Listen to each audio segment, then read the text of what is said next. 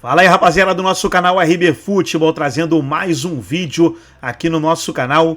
E nesse vídeo para falar do triunfo do Bahia sobre o Vasco, 2-1 na Arena Fonte Nova, arena lotada. A torcida do Bahia fez uma grande festa e o Esquadrão venceu por 2-1 com gols do Tassiano e do Estupian, que fez mais um gol aí com a camisa tricolor.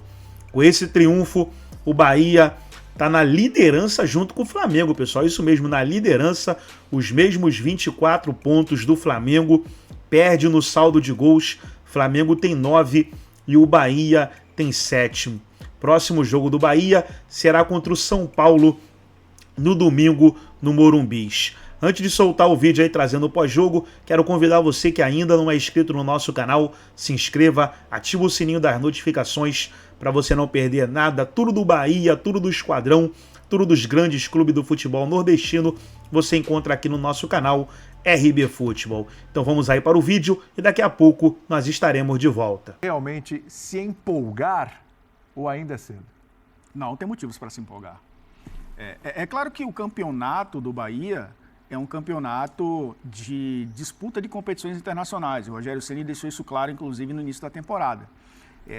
O Bahia fez um primeiro semestre sem títulos, né? Perdeu o estadual para o Vitória e caiu na semifinal da Copa do Nordeste para o CRB jogando em casa, empatando por 0-0 e saindo nos pênaltis.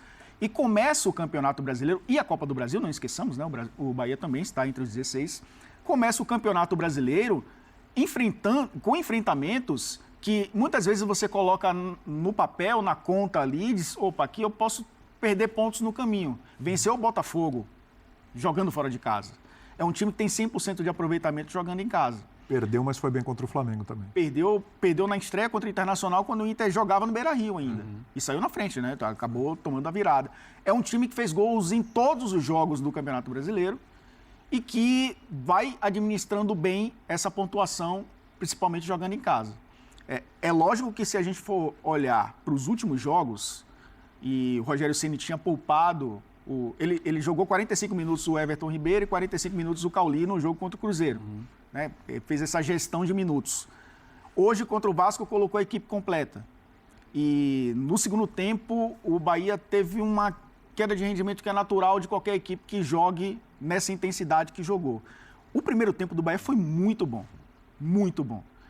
O Vasco foi um time que a gente sabia que era sem o Payet, sem os jogadores de controle no meio-campo, naturalmente seria uma equipe de transição rápida. E o Bahia tomou um gol contra o Cruzeiro do mesmo jeito que tomou o gol de empate do Vasco. Né? Num contra-ataque, numa jogada rápida, numa saída. É bem verdade que o Vasco fez o gol no rebote, fez o cruzamento para a área e acabou fazendo o gol de empate. O Bahia tinha aberto o placar com o Tassiano, numa bola desviada. Mas foi um Bahia de controle do jogo, porque tem um quarteto de meio campo que é para controlar o jogo, contra um Vasco que ia buscar naturalmente esse jogo um pouco mais de amplitude para tentar chegar a bola no verrete quando a bola estivesse no último terço. Então, o Bahia perdeu alguns gols que poderiam deixar o time mais tranquilo, né? Duas bolas, teve uma bola na trave do Cauli, um chutaço no travessão, depois ele colocou uma bola por cima. O Bahia perdeu muitos gols, né? Principalmente no primeiro tempo. E aí veio o segundo tempo, que dá para a gente, obviamente, colocar a arbitragem como protagonista. Vamos falar sobre isso. Existiu ali uma falta marcada pelo árbitro do David no Gilberto, que ele acabou levando o segundo amarelo e acabou sendo expulso. É lógico que a gente não pode colocar na conta totalmente da arbitragem o resultado do jogo, mas condiciona também, porque isso, obviamente, 11 contra 10 contra um time que já tem muito volume de jogo, vai jogar o tempo inteiro no campo do adversário. E o Bahia hoje sabe fazer isso muito bem. E aí entraram a trinca, pelo menos, de confiança do Rogério Ceni no segundo tempo, né? O Ademir, ele tira o Gilberto, coloca o Ademir quase que como um ala mesmo, coloca mais uma referência, que é o Estupian, e coloca o Biel, que é o cara de 1 contra 1, de tentar abrir espaços, e isso tem funcionado nos últimos jogos. Acabou sendo mais uma vitória importante do Bahia. Vitória do Bahia? Uma vitória importante do Bahia. E não um triunfo. Você pode usar também o triunfo, porque é um sinônimo, mas uma vitória / triunfo do Bahia, mas foi uma vitória do Bahia, uma vitória importante que coloca também, né, essa esperança no torcedor de que, no mínimo, eu já falei algumas vezes, eu não acho o Bahia favorito ao título brasileiro. Mas hoje o Bahia se coloca como candidato à liderança do Campeonato Brasileiro. Você fala isso, porque é o seguinte, o ano passado, a grande surpresa do primeiro turno, já nesta rodada, era o Botafogo, certo? Sim. Hoje dá pra gente dizer que a grande surpresa, não que ninguém esperasse um bom desempenho do Bahia, mas é uma surpresa, tá ali na ponta. O Botafogo tinha mais pontos que o Bahia, né? No ano passado foi uma coisa assim de louco que o Botafogo fez no primeiro turno e foi de louco também que fez no segundo turno, só que é o contrário. E hoje eu ouvi Breiler Pires dizendo o seguinte, que o futebol praticado hoje pelo Bahia é melhor do que o futebol praticado pelo Botafogo ano passado no primeiro turno, comparando os dois bons momentos. Eu gosto mais também. É isso mesmo?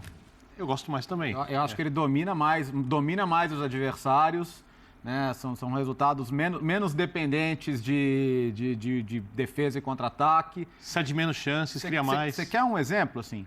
Quantas vezes se discutiu, estava até revendo a escalação de hoje, que, não dá para jogar Jean Lucas, Caio Alexandre, Everton Ribeiro e Cauli, né? Esse meio-campo é muito bom tecnicamente, mas ele vai ser muito frágil, ele vai conceder muita coisa. E o Bahia tem conseguido se impor, né, com essa formação, que, como ele disse, o Elton é a força máxima, é a formação ideal aqui do time. Sim, o Arias que está na Copa América. Exato. Né? Então, assim, hoje a minha relutância ainda em definir um bloco de candidatos ou favoritos ao título é que a gente está na fase atípica do campeonato. Atípica, por assim dizer, né? Porque aqui no futebol brasileiro não é atípico ficar no meio da Copa América ou os times jogando. Mas quando estiver todo mundo com força máxima, a gente talvez entenda melhor qual que é o teto de cada time. Mas, se você tirar Palmeiras, Flamengo da equação, eu acho que o Bahia está num grande bolo ali, do qual ele não pode sair. A gente só vai saber esse pacote, esse grupo de favoritos de fato, o tamanho das forças, quando fechar a janela de transferências, porque ela pode ter um impacto enorme, mas eu acho que se, como o Calçade gosta de dizer, hoje, 27 de junho de 2024... Flamengo e Palmeiras são os grandes favoritos. Colados vem Botafogo e Bahia. O Atlético Paranaense estaria se o Cuca não tivesse. Um time que não dá para você descartar. Se o Cuca não tivesse largado o clube, não dá para descartar o Atlético. E eu tô quase largando o Inter, que eu teria colocado no começo. Os outros times não dá nem para cogitar serem campeões. Então dá para ter uma noção dos que tem pouquinha chance razoável, chance um pouco maior.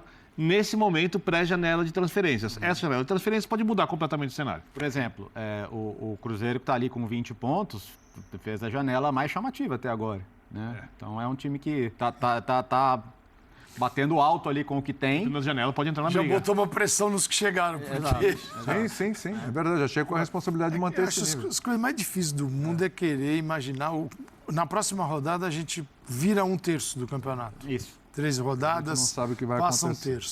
1/3. Se pegar assim, se o Brasileirão fosse uma estrada, né? Você tem 2 tipos de estrada. Aquela com 5, 6 faixas, postos de gasolina, estrada na linha reta, estrada maravilhosa.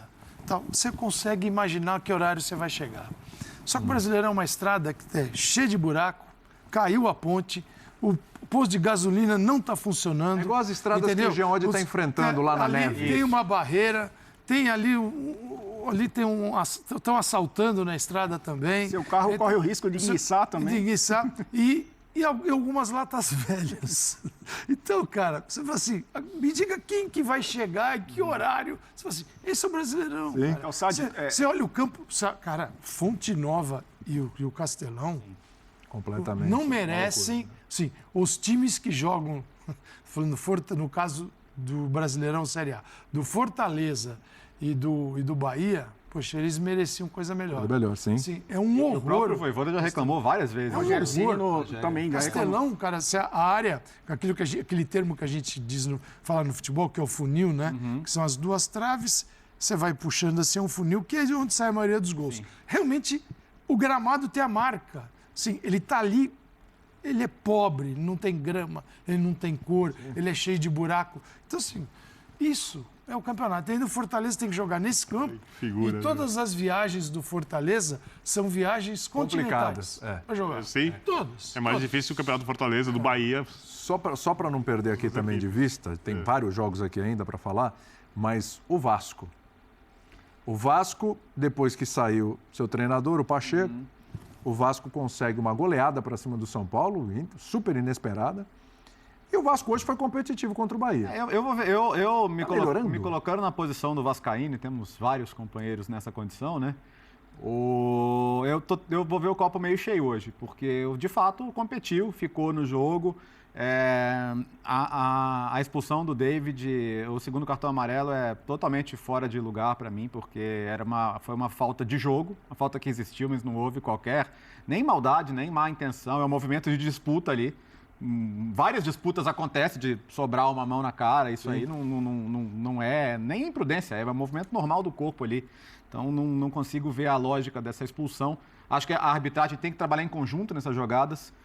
Se o juiz não viu por causa da posição dele, o quarto árbitro está ali, ele faz parte da equipe de arbitragem, ele pode ajudar também, os auxiliares, enfim. Tem que trabalhar em equipe para chegar à melhor decisão, já que o VAR não pode interferir nesse tipo de jogada. Mas, independentemente disso, mesmo que tivesse perdido 11 contra 11, o Vasco foi ao campo de um dos melhores times do campeonato e fez jogo. Vamos lembrar o que foi o Vasco naquela sequência dos 4 jogos do Álvaro Pacheco, né? Um time sem... Não era um time. Sem plano de jogo, sem estrutura, sem capacidade mental. Assim, acho que olhando para frente, você consegue tirar das 2 últimas atuações, da do Vasco e da do São Paulo, não precisa nem falar porque foi ótima, mas da atuação de hoje eu acho que você tira mais perspectivas de recuperação do que más notícias. E Vasco e Bahia tem algo que eu acho que vão pesar a favor dos objetivos dos dois no campeonato. Temos 14 equipes envolvidas em competições internacionais. Todos os brasileiros vão disputar pelo menos 2 jogos em meio de semana em que eles estarão descansando, treinando, recuperando, entrosando, né, fazendo o time funcionar melhor. O Bahia se aproveitou disso. Essa é a pergunta. Mas independentemente do treinador. Sim, o tempo tem. O tempo vai existir, né? E eu acho que até o treinador que aceita vai observar isso. Mas para o treinador poder usufruir disso, ele tem que estar lá. Não pode ser uma coisa... Não pode ser uma coisa... Okay. E saber usar o tempo, que já vi técnicos que... Eu não vou falar exatamente qual técnico aqui, mas uma vez estava numa situação muito boa no campeonato, eu fui entrevistado. O técnico é bom, mas ele sabia que o time estava jogando mais do que ele mesmo acreditava. Podia não estar jogando, mais do que ele acreditava. E o time ia ter uma paralisação de 1 semana ou 2 semanas, não lembro exatamente o que ia acontecer, eu não lembro, mas resumindo. Eu falei assim, bom, agora você pode descansar, o time vai melhorar ainda mais. Ele falou, queria que não parasse, porque está... Mas até o interino vai ter tempo, mesmo que seja um interino no Vasco, ele vai ter pelo menos 2 datas livres, né? O Bahia tem a Copa do Brasil, né? Enfim, tem essa questão que pesa também, mas é um tempo valioso nesse momento da temporada, né? Em julho tem a pré... também tem a Copa do Brasil. O Vasco também tem a Copa do Brasil. Fortaleza. A questão é você utilizar 2 semanas cheias que são valiosas num calendário, como o Calçado falou, que é uma estrada totalmente caótica. Então, eu acho que isso pode também ajudar as 2 equipes. E ainda, no caso do Vasco, independentemente de ter um técnico ou não, é tempo, né? Que é algo valioso. O Vasco, depois da saída do Álvaro Pacheco, ele parece que ele tem mais resistência. Ele conseguiu, no caso do Bahia, ele está enfrentando um dos líderes do campeonato. Né? Não é algo assim simples. Né? Ele não disputou o jogo contra uma equipe da zona do rebaixamento. Ele conseguiu resistir. E bem, ele só tomou o segundo gol depois de ficar com um jogador a menos. No final do jogo. Pode ter aí pode ser uma saída. Eu acho que é como usar isso, mesmo sendo uma derrota, dentro do vestiário. Pegando a vitória passada, esta resistência, às vezes você tem que dar uma dourada na pílula para os jogadores para levantar. E eu acho que o Vasco tem elementos para fazer isso. O que é surpreendente até, porque parecia numa rota, assim, ele estava em parafuso e assim, não acontece nada com o Vasco, que aconteceu. Sim. Então é possível, acho que pode ser que o Vasco tenha um caminho aí para começar a tentar escalar aí a zona do rebaixamento. Que ele já está ali na 15ª. Ali mas está fora. Mas está fora. E tem gente pior. Está fora. O Vasco o Fluminense tem 6, o Vasco tem 10 pontos, já são 4. O Vasco, esses pontinhos que ele vai beliscando, vai ajudando. Agora, para quem foi importante ganhar 3 pontos hoje também foi o Atlético Mineiro, hein? Porque tem uma colinha. Não, eu tenho que ter uma colinha aqui, porque não é. O número de Então tá aí, pessoal, foi o vídeo da ESPN Brasil, todos os créditos, direitos autorais e agradecimentos. Estarei deixando o link na descrição desse vídeo, onde os comentaristas debateram aí o triunfo do Bahia sobre o Vasco. Gostou do vídeo? Deixa o seu like, se inscreva no canal, ativa o sininho das notificações. Forte abraço a todos e até nosso próximo vídeo aqui no nosso canal RB Futebol.